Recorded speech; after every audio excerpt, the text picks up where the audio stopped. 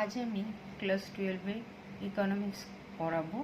আজকের টপিক হলো measures of dispersion বা বিস্তৃতির পরিমাপ।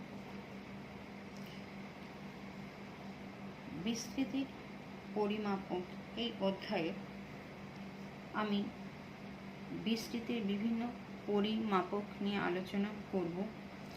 আমরা জানি যে কোনো চলরাশির মান একটি কেন্দ্রীয় মানকে ঘিরে ছড়িয়ে থাকে। চলরাশির মানগুলি কেন্দ্রীয় মান থেকে কতটা ছড়িয়ে আছে তারই পরিমাপককে বলে বিস্তৃতির পরিমাপক। এই অধ্যায়ে আমরা এরকম দুটি পরিমাপক বিষয়ে জানব। সে দুটি হলো প্রসার ও সম্যক পার্থক্য বা রেঞ্জ বা স্ট্যান্ডার্ড ডেভিয়েশন। কি হলো রেঞ্জ ও স্ট্যান্ডার্ড ডেভিয়েশন। এছাড়া আয় ও সম্পদের প্রভৃতির বন্টনে কতটা বৈষম্য আছে তা একটি রেখার সাহায্যে পরিমাপ করা হয়, সেই রেখার বিষয়ে জানব। এবার দেখি যে বিস্তৃতি বলতে আমরা কি বুঝি বা বিস্তৃতির অর্থ কী বা মিনিং অফ ডিসপারশন বলতে কি বোঝায়। কোনো চলের বিভিন্ন মানগুলি থেকে তাদের গড় মানের যে পার্থক্য বা ভেদ তাকে বিস্তৃতি বলা হয়। যদি কোনো একটি চলের মানগুলি লক্ষ্য করি তাহলে দেখবে যে সাধারণত সব মানগুলি সমান নয়। এই মানগুলি একটি কেন্দ্রীয় মান বা গড় মান আছে এবং অন্য মানগুলি এই কেন্দ্রীয় মানকে ঘিরে ছড়িয়ে থাকে বা বিস্তৃত থাকে। চলের এই বৈশিষ্ট্যকেই রাশিবিজ্ঞানের পরিভাষায় বিস্তৃতি বা ডিসপারশন বলে। কোনো একটি চলের মানগুলি তাদের কেন্দ্রীয় বা গড় মান থেকে কতখানি বিস্তৃত তা নিরূপণ বা পরিমাপ করার জন্য বিভিন্ন পরিমাপ পদ্ধতি আছে। এই বিস্তৃতির পরিমাপ দু ধরনের। এক, বিস্তৃতির পরম পরিমাপ পদ্ধতি। দুই, বিস্তৃতির আপেক্ষিক পরিমাপ পদ্ধতি। বিস্তৃতির পরম পরিমাপ পদ্ধতিগুলির সাহায্যে কোনো একটি চলের বিভিন্ন মানগুলি কোনো একটি নির্দিষ্ট এককে পরিমাপ করা হয় এবং তাদের গড় বা কেন্দ্রীয় মান থেকে ওই মানগুলির পার্থক্য বা ভেদ পরিমাপ করা হয়। অন্যদিকে বিস্তৃতির আপেক্ষিক পরিমাপ পদ্ধতিগুলির সাহায্যে দুটি ভিন্ন চলের ও ভিন্ন এককে প্রকাশিত মানগুলির বিস্তৃতির তুলনা করা হয়। বিস্তৃতির পরম পরিমাপ পদ্ধতিগুলো কোনো একটি এককে প্রকাশ করা হয়, কিন্তু আপেক্ষিক পরিমাপ পদ্ধতিগুলো কোনো এককের উপর নির্ভর করে না। বিস্তৃতির পরম পরিমাপের চারটি পদ্ধতি আছে। কি কি? প্রসার, চতুর্থক পার্থক্য, গড় পার্থক্য আর সম্যক পার্থক্য। অন্যদিকে বিস্তৃতির আপেক্ষিক পরিমাপে তিনটি পদ্ধতি আছে। কি কি? ভেদাঙ্ক, গড় পার্থক্য গুণাঙ্ক আর চতুর্থক পার্থক্য গুণাঙ্ক। এর মধ্যে আমি দুটো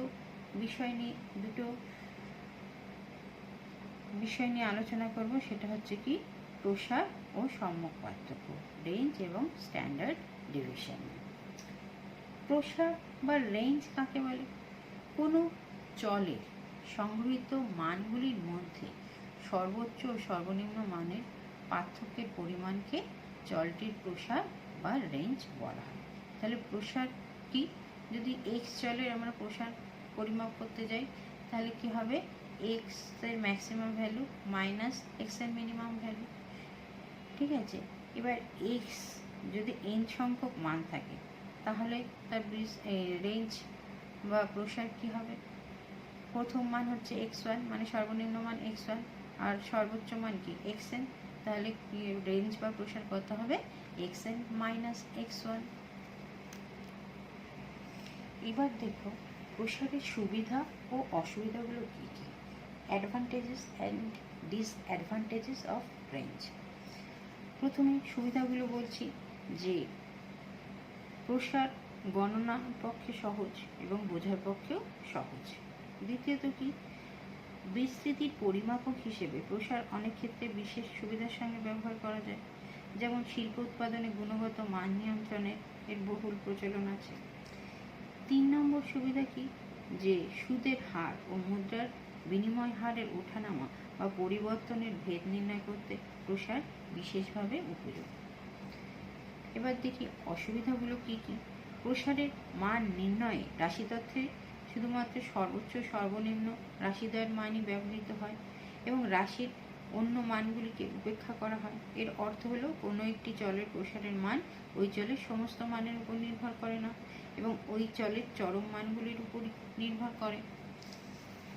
দ্বিতীয়ত কি, যে প্রসার চলের চরম মান দ্বারা প্রভাবিত হয়।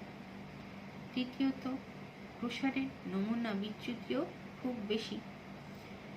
চতুর্থত, প্রসার নির্ণয় করতে কোনো কেন্দ্রীয় মানের সাপেক্ষে অন্য মানগুলির বিস্তৃতি দেখানো হয় না। পঞ্চমত, বীজগণিতের নিয়মাবলী প্রয়োগের ক্ষেত্রে এই পদ্ধতি বিশেষভাবে ব্যবহার করা যায় না। কি বললাম? বীজগণিতের নিয়মাবলী প্রয়োগের ক্ষেত্রে এই পদ্ধতি বিশেষ ব্যবহার করা যায় না। ষষ্ঠত, উন্মুক্ত প্রান্ত বিশিষ্ট শ্রেণীযুক্ত পরিসংখ্যা বিভাজনের ক্ষেত্রে প্রসার নির্ণয় করা। এবার দেখো সমক পার্থক্য বা স্ট্যান্ডার্ড ডেভিয়েশন কাকে বলে। কোনো চলের একপ্রস্থ মানের সমক পার্থক্য হলো মানগুলির গাণিতিক গড় থেকে তাদের পার্থক্যগুলি বর্গসমূহের গাণিতিক গড়ের ধনাত্মক বর্গমূল। অর্থাৎ এসডি বা স্ট্যান্ডার্ড ডেভিয়েশন হলো গড় থেকে পার্থক্যগুলির বর্গসমূহের গড়ের বর্গমূল। এই স্ট্যান্ডার্ড ডেভিয়েশনকে আমরা স্মল সিগমা দ্বারা প্রকাশ করি বা চিহ্নিত করি। যদি কোনো চলের n সংখ্যক মানগুলি x1, x2 xn অবধি হয় এবং x বার যদি তাদের গাণিতিক গড় হয়, তাহলে সম্যক পার্থক্য বা স্ট্যান্ডার্ড ডেভিয়েশন কত হবে? স্মল সিগমা ইকুয়াল টু √ওভার x1 minus x bar whole square plus x2 minus x বারের হোল স্কোয়ার প্লাস ডট করে n সংখ্যকের জায়গায় কী হবে? xn মাইনাস x বারের হোল স্কোয়ার ইকুয়াল টু কত? By n equal to sigma √ওভার 1/n capital summation, capital sigma বা summation of xi minus x বারের হোল স্কোয়ার। এখানে i কি? 1 to n। এটাকে আমরা এইভাবেও লিখতে পারি যে √over sigma xi whole square by n minus sigma xi by n এর হোল স্কোয়ার। সমক পার্থক্যের বর্গকে বলা হয় ভেদমান বা ভ্যারিয়েন্স। তাহলে ভেদমান বা ভ্যারিয়েন্স কত হবে? ভেদমান equal to 1/n capital sigma xi minus x বারের হোল স্কোয়ার। এবার আমি তোমাদের একটি এখানে সমক পার্থক্য বা স্ট্যান্ডার্ড ডেভিয়েশনের অঙ্ক দেখিয়েছি কিভাবে স্ট্যান্ডার্ড ডেভিয়েশন তোমরা বার করবে। ঠিক আছে, দেখো এখানে একটি অঙ্ক দিয়েছে 20, 85, 120, 60, 40 এই প্রদত্ত রাশি তত্ত্বগুলির সমক পার্থক্য নির্ণয় করতে হবে। তাহলে xi এর মানগুলো কত? এখানে দেখো 20, 85, 120, 60, 40। ঠিক আছে, তাহলে xi স্কোয়ারের মানগুলো আমরা সহজে বের করে ফেলতে পারবো বর্গ করে। তাহলে যদি বর্গ করি তাহলে কত হচ্ছে? 4007225 14400 3600 1600।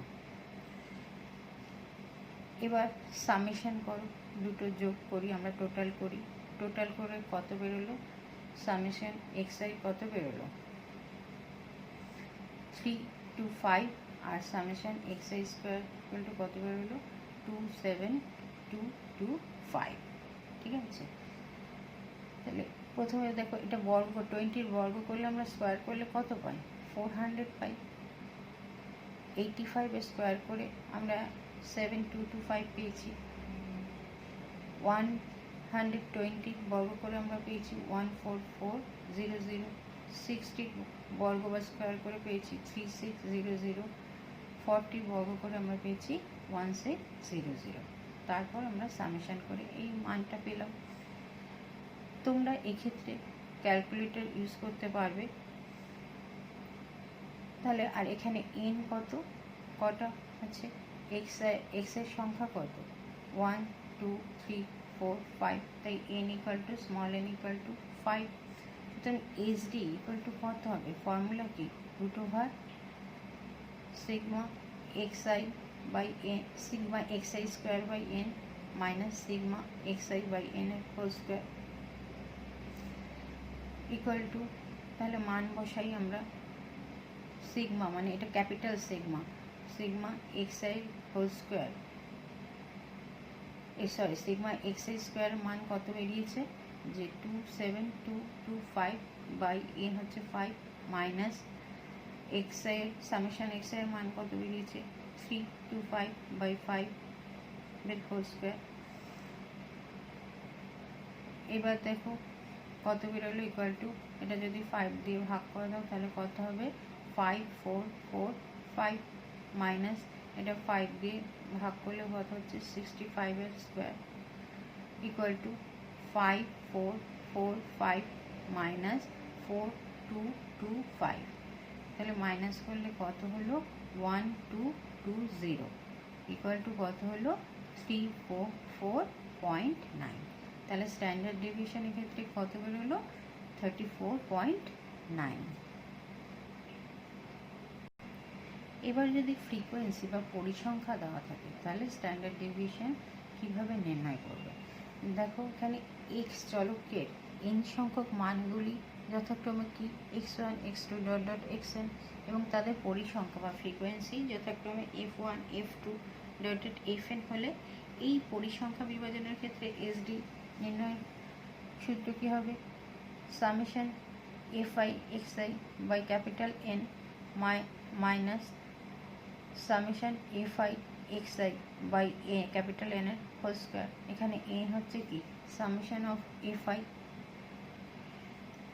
তাহলে এই ফর্মুলায় আমরা আরেকটি অঙ্ক, আমি তোমাদের আরেকটি অঙ্ক দেখাচ্ছি কি আছে দেখো, নিম্নের পরিসংখ্যা বিভাজন থেকে SD নির্ণয় করো বা স্ট্যান্ডার্ড ডেভিয়েশন নির্ণয় করো। xi কত আছে 2, xi মানগুলো কত আছে 2 3 5 4 6 আর ফ্রিকোয়েন্সি কত আছে 3 2 4 1 5। তাহলে প্রথমেই আমরা একটা টেবিল করে নেব, টেবিলে প্রথমে কি এক্স এর মানগুলো লিখব 2 3 5 4 6, তারপর ফ্রিকোয়েন্সি যে পরিসংখ্যা আছে তার মান লিখব 3 2 4 1 5। এবার আমাদের কি দরকার এক্স আই স্কোয়ার, তাহলে এক্স এর মানগুলোর বর্গ বার করব, বর্গ বার করে কত হলো 4 9 25 16 36। তারপরে টেবিলে তারপরে কলামে কি হবে fi ইন্টু xi, তাহলে fi ইন্টু xi করলে কত হয় 3 দুগুণে 6 3 দুগুণে 6 4 5 20 4 4 5 6 30। তারপর fi ইন্টু xi স্কোয়ার বার করবো, fi ইন্টু xi স্কোয়ার করলে কত হচ্ছে 3 ইন্টু 4 করলে 12, 2 ইন্টু 9 করলে 18, 4 ইন্টু 25 করলে কত হয় 100, 1 ইন্টু 16 করলে 16, 5 ইন্টু 36 করলে হচ্ছে 180। এবার আমার কোন টোটাল করব, টোটাল করে কত হলো n ক্যাপিটাল N মানে সামেশন অফ এফ আই করলে কত হচ্ছে n equal two 50, summation of F I into X I করলে কত হচ্ছে 66, summation of x I into X I F I into X I square করলে কত পাচ্ছি আমরা 326 মানে 326। এবার সুতরাং SD ইকুয়াল টু কত রুট ওভার কী বললাম SD ইকুয়াল টু কত হচ্ছে রুট ওভার সামেশন বা sigma fi xi square by capital N minus sigma বা summation of fi xi by capital N এর হোল স্কোয়ার।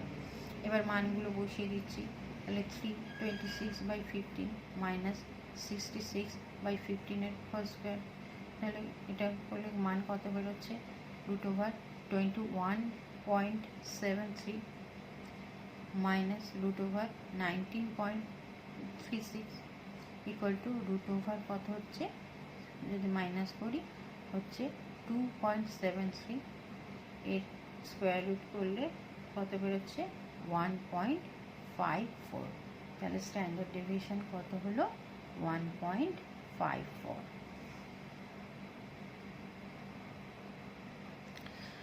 আরেকটি অঙ্ক তোমাদের এখানে দেখাচ্ছি, দেখো নিম্নের রাশি তথ্যগুলি সমক পার্থক্য নির্ণয় করো। কি আছে? দৈনিক মজুরি আছে টাকায় 20, 20 to 24, 25 to 29, 30 to 34, 35 to 39।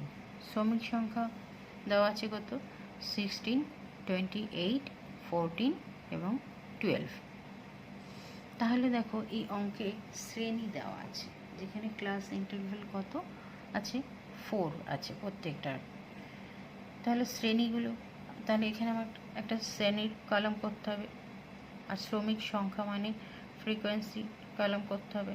তারপর শ্রেণী যেহেতু দেওয়া আছে, তাহলে আমরা এক্স কী করে পাবো? এই শ্রেণীদের মধ্যমান বার করতে হবে।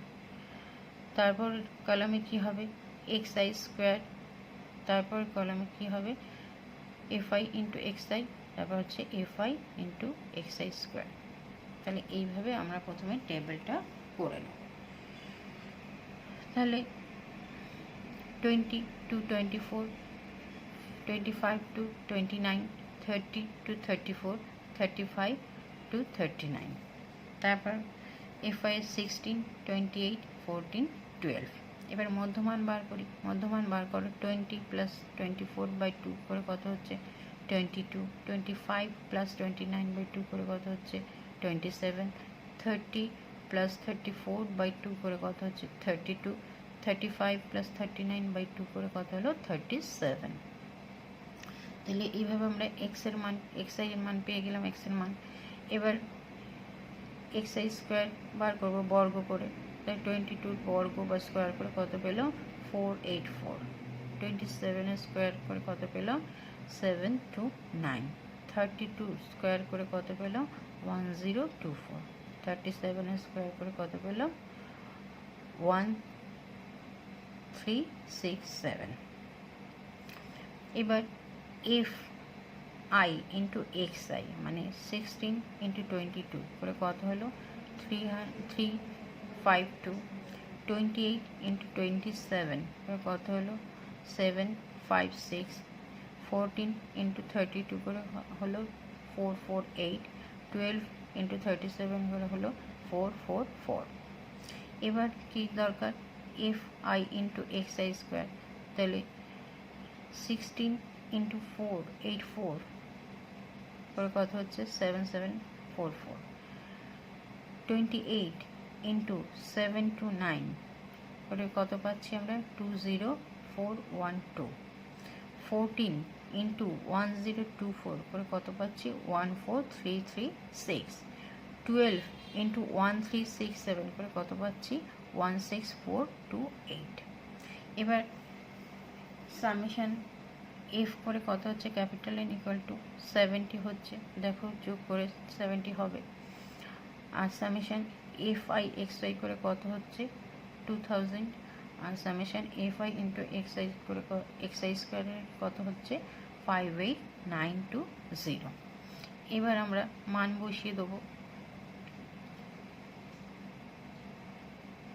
ঠিক আছে? মান বসিয়ে দিচ্ছি। তাহলে এস ডি ইকুয়াল টু কত? Root over summation of F I into X I square by capital N minus summation F I into X I by capital N এর হোল স্কোয়ার। এবার মান বসাও। F I into X I square কত? 58920। তাহলে 58920 by N হচ্ছে 70 বসালাম, minus summation of F I X I কত? 2000 by N 70 এর হোল স্কোয়ার। তাহলে কত হলো? 841.7142 মাইনাস 816.3265। এবার মাইনাস করলে কত হচ্ছে? Equal to root over 25.3877। তাহলে স্কোয়ার রুট করে কত হচ্ছে? 5.0386 ইকুয়াল টু 5.04। সুতরাং স্ট্যান্ডার্ড ডেভিয়েশন ইকুয়াল টু কত? 5.04। কত হলো? 5.04। এবার দেখি সম্যক পার্থক্যের সুবিধা ও অসুবিধাগুলো কী কী। সুবিধাগুলো কী কী? গাণিতিক বৈশিষ্ট্যের সাপেক্ষে সম্যক পার্থক্য বিস্তৃতির হচ্ছে শ্রেষ্ঠ পরিমাপ। এটা চলকের সব মানের উপর নির্ভর করে। বীজগাণিতিক সূত্রাবলী প্রয়োগের পক্ষেও এটা উপযুক্ত। বিস্তৃতির অপর যে কোনো পরম পরিমাপের তুলনায় এটি নমুনা বিচ্যুতির দ্বারা সর্বাপেক্ষা কম পরিমাণে প্রভাবিত হয়। দ্বিতীয়ত, দুই বা ততোধিক বিভাগ সম্পন্ন সম্যক পার্থক্যের একত্রিত সম্যক পার্থক্য সহজেই নির্ণয় করা যায়, যা বিস্তৃতির অন্য পরিমাপকের দ্বারা সম্ভব নয়। তৃতীয়ত, দুই বা ততোধিক শ্রেণী বা বিভাগের পর্যবেক্ষণগুলির ভেদ তুলনা করতে ভেদাঙ্ক সর্বাপেক্ষা উৎকৃষ্ট পরিমাপক হিসেবে ব্যবহৃত হয় এবং এই ভেদাঙ্ক সম্যক পার্থক্যের উপর নির্ভর করে। চতুর্থত, রাশিবিজ্ঞানে আরও বিস্তারিত ব্যাখ্যায় সম্যক পার্থক্যের ব্যবহার খুব বেশি। এবার অসুবিধাগুলো কী কী? এর গণনা সহজ নয়। দ্বিতীয়ত, সম্যক পার্থক্য গণনার ক্ষেত্রে চলের চরমানের উপর অধিক গুরুত্ব দেওয়া হয়েছে।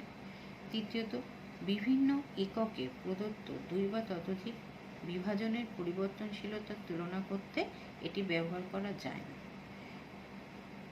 তাহলে এই হলো সম্যক পার্থক্য বা স্ট্যান্ডার্ড ডেভিয়েশনের অসুবিধা। এবার দেখো লরেঞ্জ রেখা। কোনো বিভাজনের বিস্তৃতি লেখচিত্রের মাধ্যমে বা লরেঞ্জ রেখার সাহায্যে পরিমাপ করা যায়। এই রেখা কি করে? প্রধানত আয়, সম্পত্তি, মুনাফা ইত্যাদি বন্টনে বৈষম্য পরিমাপ করতে ব্যবহার করা হয় এই রেখাকে। এই রেখা প্রকৃতপক্ষে একটি ক্রমযৌগিক শতকরা রেখা বা কিউমুলেটিভ পার্সেন্টেজ কার্ভ। এখানে পরিসংখ্যা বা পদসমূহের শতকরা মানসমূহের সঙ্গে সম্পদ, আয়, মুনাফা ইত্যাদির শতকরা মানসমূহের সম্পর্ক প্রকাশ করা হয় এই রেখার মাধ্যমে।